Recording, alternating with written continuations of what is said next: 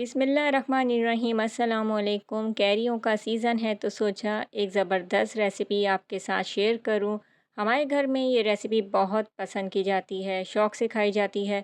बना रही हूँ आज आपके लिए कैरियों का मीठा अचार, जिसे आम का मुरब्बा भी कहते हैं, कुछ लोग गुड़ाम्बा भी कहते हैं। तो चलिए मेकिंग की तरफ पकड़ लेते हैं बिस्मिल्लाह। इसके लिए हमने ले ली है कैरी 1 किलो। अच्छे से धोने के बाद छिलका उतार लेंगे और इसके हम पीसीस कर लेंगे।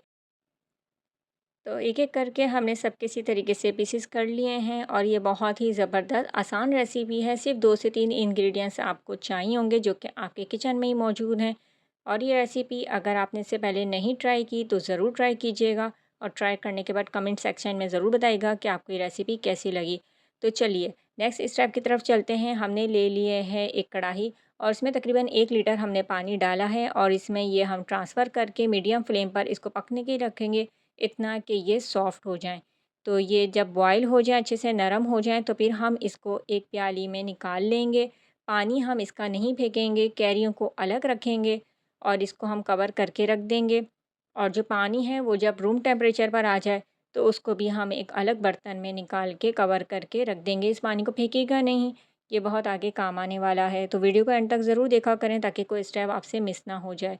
तो इसको भी हमने कवर कर दिया है। इसके अंदर कुछ इंग्रेडिएंट्स चाहिए होंगे, जिसमें हमें चाहिए है शक्कर हाफ़ केजी, पींग नमक मैंने लिया है 1 टीस्पून, कुटी मिर्च 1 टीस्पून, कलौंजी हाफ़ टी स्पून और सफ़ेद सिरका 3 टेबल स्पून चाहिए होगा। अगर आपके पास पींग नमक नहीं है तो आप रेगुलर नमक यानी कि सफ़ेद नमक का इस्तेमाल भी कर सकते हैं।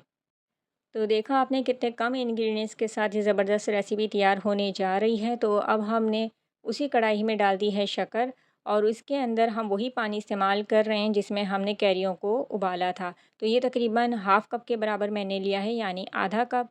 और इसको हम इतना अब हम पकाएंगे शक्कर को ये कि घुल जाए। तो आप देख सकते हैं यहाँ पे शीरा तैयार हो चुका है, यानी शक्कर का पानी।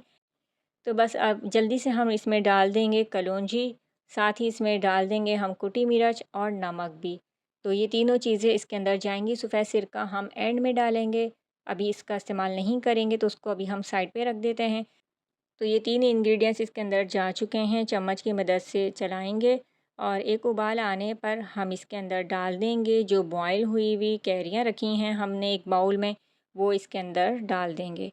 तो केयरफुली सारे काम करते जाने हैं। तो ये इसके अंदर हम डालेंगे 1 बाय 1 करके। तो बहुत ही ज़बरदस्त ये अचार तैयार होने वाला है। एक दफ़ा आप इस रेसिपी को ज़रूर ट्राई कीजिएगा तो बार-बार घर वाले इसकी फ़रमाइश ज़रूर करेंगे और ये बना के आप अपने रिश्तेदारों या अपने दोस्तों को भी भिजवा भी सकते हैं और घर पे बुला के इसकी दावत भी कर सकते हैं। तो सीज़न है इस वक्त कैरियों का, आम का, तो बहुत सारी रेसिपीज़ इससे तैयार होती हैं। तो मेरी कोशिश होगी कि आपके साथ डिफरेंट रेसिपीज़ भी शेयर करती रहूँ। तो यहाँ पे अब हम वही पानी जिसके अंदर हमने कैरियाँ उबाली थी, वो हम डालेंगे तकरीबन 3 से 4 कप के बराबर भर के इसमें डालेंगे। तो आप अपने हिसाब से पानी एडजस्ट कर सकते हैं। 10 से 15 मिनट मीडियम फ्लेम पर अब हमें कुक करना है ताकि कैरियाँ मसाले के साथ अच्छी तरह से मिक्स हो जाएँ। जब ये थोड़ा-सा गाढ़ा होने लगे और इसमें बॉयल आ जाए तो इस पॉइंट पे हम इसमें डाल देंगे सफ़ेद सिरका और इसके बाद हम इसको एक दफ़ा चम्मच की मदद से मिक्स कर लेते हैं और सिर्फ 2 से 3 मिनट लो फ्लेम पर कुक करेंगे और फिर चूल्हे को बंद कर देंगे।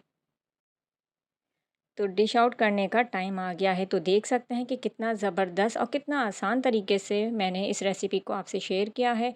उम्मीद करती हूँ आपको ज़रूर पसंद आएगी। इसको आप चम्मच की मदद से भी खा सकते हैं, रोटी की मदद से भी खा सकते हैं। ये बहुत ज़बरदस्त लगती है खाने में।